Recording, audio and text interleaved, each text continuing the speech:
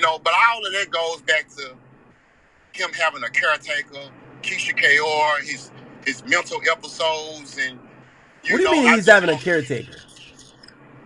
She when she signs off on everything, she runs his phone.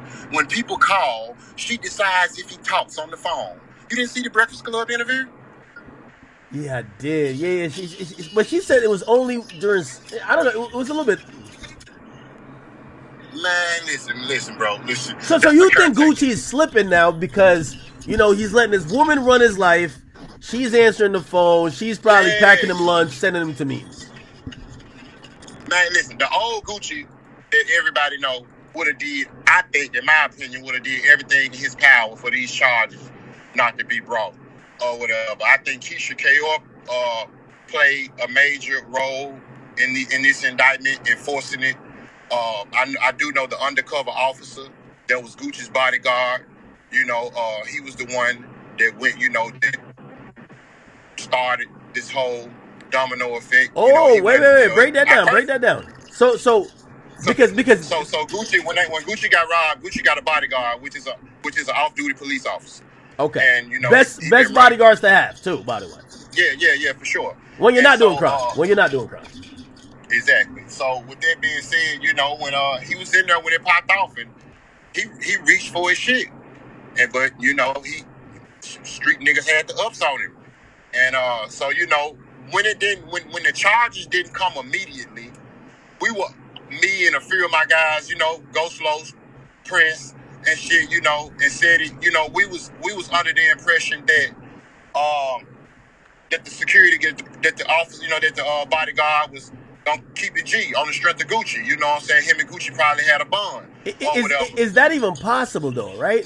Because if I hire the only way it's possible, he would be breaking the law. And I didn't. And my question was, damn, is he willing to put his freedom, his life, his family's life on the line for Gucci Man to basically hold this to his chest for the reputation of Gucci Man?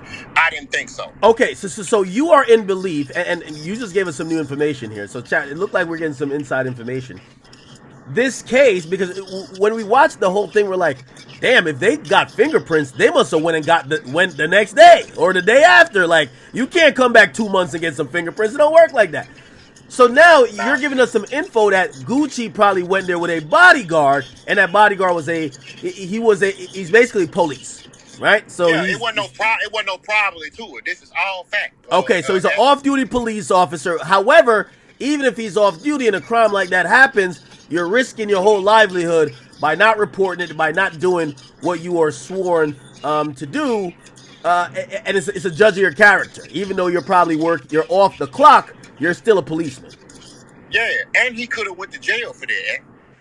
Okay, because if he was about to brandish too.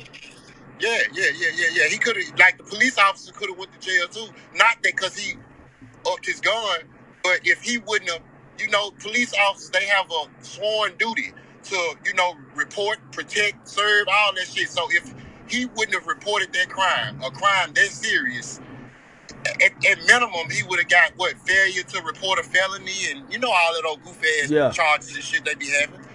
So, yeah, he wasn't willing to risk that for Gucci Man. Okay, so I'm asking this line of questioning to get to, like, the most important part, which I think hip-hop is already starting to dissect. Does anyone believe that Gucci Man is cooperating? Did he make a statement? Will he take the stand? Is Gucci, quote-unquote, snitching? Or is it just, people found out about it because of this off-duty cop or undercover cop, whatever, and Gucci's listed as a victim, but he don't got nothing to do with nothing? Man, I'm gonna give Gucci the benefit of the doubt, man, and say that he ain't cooperating. My partner Ghost Los think that he might be. I'm gonna say that he's probably not. I don't think Gucci would risk his reputation and his respect in the street to go and testify and cooperate on some shit that's already happened. And with that being said, I think with them having that police officer there and guns being drawn on him, they don't even need Gucci. That's a fact.